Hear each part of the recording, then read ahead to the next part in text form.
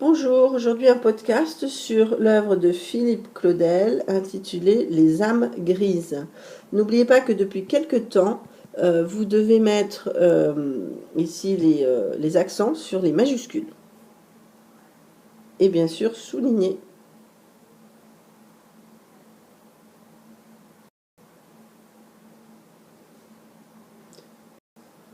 Alors, je vous rappelle le nom de l'auteur, il s'agit de Philippe Claudel, il a une quarantaine d'années, vous voyez sa photo ici.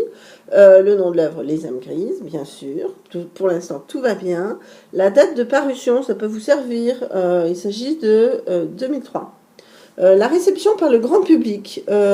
Bon, cette réception était très bonne, hein, puisque dès 2005, le roman a été adapté au cinéma par un metteur en scène qui s'appelle Yves Angelo dans le film éponyme. Alors je vous rappelle qu'éponyme veut dire que le film a le même nom que le livre, donc Les âmes grises. C'est son 5e roman, il a été traduit dans 25 pays. Alors, une petite précision intéressante, que j'ai trouvée intéressante. En anglais, le livre s'intitule By a Slow River. Donc, il reçoit l'éloge aussi bien des critiques que du grand public. Il reçoit un prix littéraire assez célèbre qui s'intitule le prix Renaudot en 1203, donc l'année de parution, et qui est relativement prestigieux, mais il reçoit aussi d'autres récompenses. Par exemple, il est élu meilleur livre de l'année par le magazine Lire, qui est un magazine de lecture, mais plutôt grand public, et il obtient le grand prix du magazine féminin Elle, donc magazine féminin aussi très grand public dont vous avez sans doute entendu parler. Alors ensuite, on va passer au contexte politique, social, historique et artistique de la publication. Alors, un petit point sur 2003, hein, c'est le début du 21e siècle, et puis en ce moment, hein, même maintenant, à l'heure actuelle, on observe un peu la vogue du roman à dimension historique, qui mêle personnages et péripéties de fiction avec des événements qui ont réellement eu lieu. On a donc toujours un intérêt évident dans la littérature française contemporaine pour cette période du XXe siècle en Europe qui était troublée, en particulier les premières et les deuxièmes guerres mondiales. On a de nombreux films consacrés à ce sujet, et notamment à cette opposition qu'il y a eu en France entre les résistants et les collaborateurs. Alors juste pour illustrer cela, je vous ai donné deux photos qui étaient intéressantes. L'appel du général de Gaulle, qui est devenu plus tard le président français. C'est un appel à la résistance qu'il a lancé dès l'occupation allemande. Et puis au contraire, une affiche de propagande. Français, venez à moi avec confiance, vous n'êtes ni vendu ni trahi ni abandonné. Il s'agit du maréchal Pétain, et donc qui a été à la tête de la France pendant l'occupation et qui a collaboré avec les nazis. Par rapport à la Première Guerre mondiale, cette dialectique se traduit par une réflexion autour des réactions des gens face à la guerre. Certains restent indifférents, n'aident pas leurs prochains, d'autres agissent et puis essayent de combattre, mais aussi de contribuer à l'effort de guerre. On a aussi l'importance du thème de la culpabilité qui va revenir, bien sûr, dans Les âmes grises. Alors maintenant, le contexte de l'œuvre elle-même, c'est-à-dire dans la fiction. C'est la Première Guerre mondiale, n'oubliez pas les dates 1914-1918, et là on est plutôt vers la fin, en 1917, dans une petite ville à l'est de la France. Alors cette petite ville reste anonyme, il s'agit de la ville de P. On n'a donc pas le nom exact de la ville, comme s'il s'agissait en fait d'une ville réelle. Donc ça, je trouvais que c'était assez intéressant. Cette ville, c'est là où habite le narrateur, anonyme lui aussi, et puis assez proche de la ville de P, on a la ville de V, où vivent la plupart des personnages secondaires et où se passent les principales péripéties de l'action. Les deux villes sont situées à une vingtaine de kilomètres l'une de l'autre. D'accord. Alors là, je vous ai montré l'ordre de mobilisation générale, et donc qui fait que tous les hommes en âge de faire la guerre devaient partir au front. Et que bien que la région soit anonyme, le front se trouve à quelques kilomètres seulement de cette ville. Et donc, cette ville est très très proche du champ de bataille. Et donc, il s'agit de la région où ont eu lieu les principaux combats de la Première Guerre mondiale. En fait, tout le nord-est de la France, à la frontière avec l'Allemagne. Alors, une autre photo qui n'est pas passée. 1917, à la guerre de mouvement a succédé la guerre de position. On l'a aussi appelée la guerre de tranchées. C'est pour ça que les habitants de la ville n'ont pas peur que la guerre aille chez eux, puisque le front s'est complètement immobilisé. Et donc là, on voit une photo d'époque avec les soldats dans les tranchées, qui ont fait... chaque côté était dans des tranchées. Ensuite, quelques renseignements biographiques utiles. Donc, Philippe Claudel a eu plusieurs best-sellers qui ont été primés. Son livre le plus ambitieux à ce jour s'intitule Le rapport de Brodeck. Il a été paru en 2007. Et là, c'est le cadre spatio-temporel de la Seconde Guerre mondiale. Donc là, on voit quand même une affinité de l'écrivain avec ces temps de guerre. Ce sont des livres plutôt sombres hein, dans l'ensemble, où se retrouvent toujours les thématiques de la guerre et de la solitude. Philippe Claudel a été aussi féru de cinéma, hein, puisqu'il a enseigné des cours de cinéma, il a participé à l'adaptation cinématographique des âmes grises. Il est aussi réalisateur, Il y a longtemps que je t'aime, en 2008, a été un succès hein, au box-office. Il est très attaché à la région de Lorraine, donc dans l'est nord-est de la France, où il est né et où il vit toujours. Et c'est sans doute, il s'est inspiré de son expérience de la région pour écrire ce livre. Alors maintenant, on passe au nom des personnages, il y en a beaucoup. C'est pour ça que j'ai voulu faire un petit point là-dessus. Le narrateur, lui, est anonyme, il n'a pas de nom. C'est un officier de police de la ville de P, et il est marié à Clémence, qui va mourir en couche. Hein. On appelle ça mourir en couche, le fait qu'elle soit morte en accouchant du bébé. On a peu de renseignements sur lui, si ce n'est son attachement très profond à sa femme. Hein, si profond qu'il va en délaisser et même assassiner son enfant. Au cours du livre, il n'arrive pas à se remettre de la mort de celle-ci. Donc voici l'acteur hein, qui joue le rôle du narrateur. Ensuite, on a Pierre-Ange Destina, le procureur. Celui-ci est important aussi, bien qu'il s'agisse d'un personnage secondaire, il a un rôle majeur dans l'intrigue. On l'appelle avec respect, monsieur le procureur. Il est époux de Clélis, qui meurt mystérieusement 6 mois après leur mariage. Il demeure au château, hein, ce qu'on appelle le château avec Barbe et le Grave, un couple de serviteurs.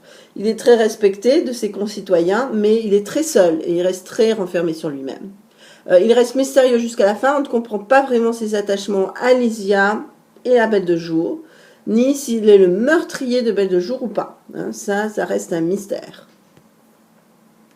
Alors ensuite, on va passer, donc on le voit ici hein, dans sa robe de procureur.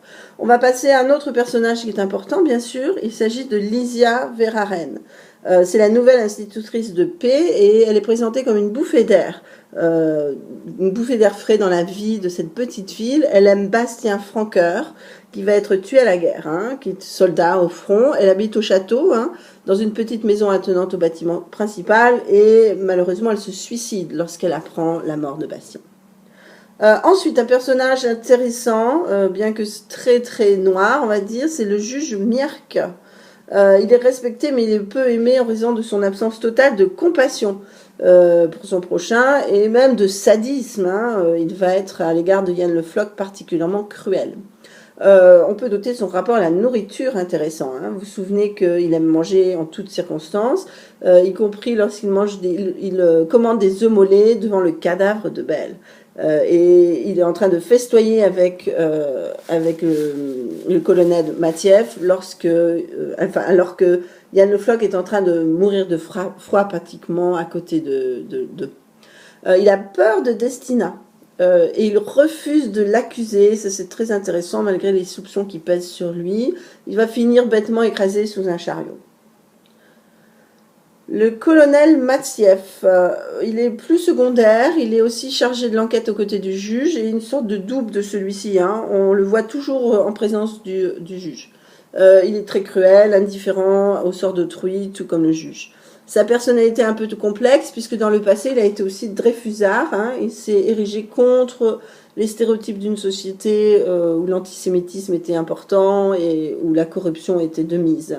On ne rentre jamais dans ses pensées, donc on ne peut pas savoir. On a simplement une vision très extérieure du personnage. Alors, bien sûr, Belle de Jour est un personnage important. Hein. C'est d'ailleurs pour ça qu'ils ont fait de Belle de Jour la couverture du livre et puis l'affiche du film. Elle n'a que 10 ans lorsqu'on découvre son corps. Elle est serveuse au restaurant de son père qui s'appelle le Rébillon. Et c'est elle qui sert toujours Destina. Et celui-ci l'engage même pour le servir lorsqu'il invite Lysia à dîner au château. Son père ne se remettra jamais de sa mort. Ensuite, on a des serviteurs, Barbe et le Grave, qui sont attachés à Destina et au château. Ils n'ont un rôle que très secondaire. C'est Barbe qui découvre Destina mort sur un banc du parc, qui donne la clé du château au narrateur. Celui-ci va enfin ouvrir le château plusieurs années après, hein, à la mort de Barbe, enfin après la mort de Barbe pour continuer son enquête. Alors Gashtar, c'est aussi un personnage important dans la mesure où c'est cet ami du narrateur qui part au front et qui lui donne sa carabine, où il est inscrit "Tu ne sentiras rien", et c'est cette carabine que le narrateur va utiliser au dénouement pour se suicider, hein. Il va se suicider juste après la fin de la narration. Bien sûr, on a les deux accusés, Maurice Riffolon et Yann Le Floch, qui sont très jeunes, 22 et 20 ans. Ce sont des déserteurs, c'est-à-dire qu'ils ont été mobilisés, ils ont été appelés au front, mais ils se sont enfuis et donc ils risquent la mort, hein, bien sûr. Pourquoi? Parce que sinon beaucoup de gens s'enfuiraient, hein, donc ils étaient très sévères à ce sujet-là à l'époque, au niveau des désertions. Il est arrêté pour le meurtre de Belle de Jour et injustement accusé sans aucune preuve par le juge et le colonel. Riffolon va tout de suite avouer pour en finir, hein, c'est quelqu'un d'assez courageux, il va se suicider dans sa cellule. Par contre, le Floch va vraiment être torturé, hein, littéralement par Mierck et Matieff, avant d'avouer, hein, quelque chose on pense qu'il n'a pas commis. Donc le lecteur les croit innocents jusqu'à ce qu'un des collègues de narrateur, qui s'appelle Alfred Vigneault, ne lui dise qu'il est sur la piste d'un assassin qui s'appelle Yann Le Floch. Donc maintenant on a une autre vision du personnage, on se dit que peut-être il a vraiment tué Belle de Jour. Alors ensuite, on a Joséphine Molpas, c'est une vieille amie du narrateur, qui est pratiquement sans abri, hein. Elle nettoie les peaux d'animaux sauvages pour les vendre à des tanneurs. Et c'est important, elle témoigne contre Destina. C'est la seule preuve qu'on a contre Destina, puisqu'elle l'a vu le jour de la mort de Belle de Jour parler avec la petite fille le long du canal. Mais le juge ne tient pas compte de ce témoignage et à la place l'emprisonne pendant une semaine. On comprend qu'il ne veut pas accuser un collègue, en fait. Alors maintenant, on va faire un tout petit peu l'analyse du titre. Ce qui est très intéressant, c'est le phénomène d'intertextualité. Pourquoi? Parce qu'il y a un livre de Nikolai Gogol de 1842 qui s'intitule « Les âmes mortes ». Et je suis à peu près certaine que Philippe Claudel s'est inspiré de ce titre pour donner le titre à son œuvre. Pourquoi? Parce que les âmes mortes parlent des années 20 du 19e siècle, bien sûr, en Russie provinciale, et suit les tribulations d'un ancien fonctionnaire corrompu devenu escroc. Donc on a déjà cette idée des fonctionnaires qui sont corrompus, qui deviennent des sortes de tortionnaires, hein, pratiquement. On a aussi une dénonciation de la médiocrité humaine, et en particulier de la vie provinciale, aux mœurs et aux mentalités étriquées, où les gens vont se regarder d'un drôle d'air, vont parler les uns dans le dos des autres, etc. Et donc on a des rapprochements intéressants à faire, je pense, avec l'étude de la médiocrité dans ce livre. Oui, des gens comme le juge Merck et le colonel Matieff sont des gens médiocres, mais aussi cruels. Et puis on a aussi cette peinture de la province française et de sa mentalité en temps de guerre, hein, où les âmes vont véritablement se révéler. Alors, on a quand même à noter un remplacement par le mot grise. Donc ce ne sont pas les âmes mortes, ce sont les âmes grises.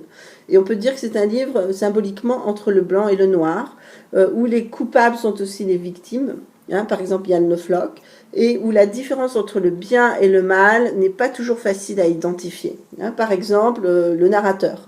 Le narrateur est à la fois une victime, puisque c'est lui qui va être victime un petit peu de ces fonctionnaires corrompus et qui va essayer de mener son enquête à propos de Belle de Jour, mais il est aussi coupable, il est coupable d'infanticide. Hein. C'est un crime extraordinairement violent et puis méprisable. Donc tous les personnages à leur façon sont fautifs, hein. Ils ont fait des erreurs dans leur vie, ils ont commis des crimes, ils ont commis des fautes, sauf Belle de Jour, hein. C'est elle qui représente la lumière, l'innocence de l'enfance. Voilà, merci. Une petite image pour montrer ce côté très gris de la narration, et puis passez une bonne journée. Merci.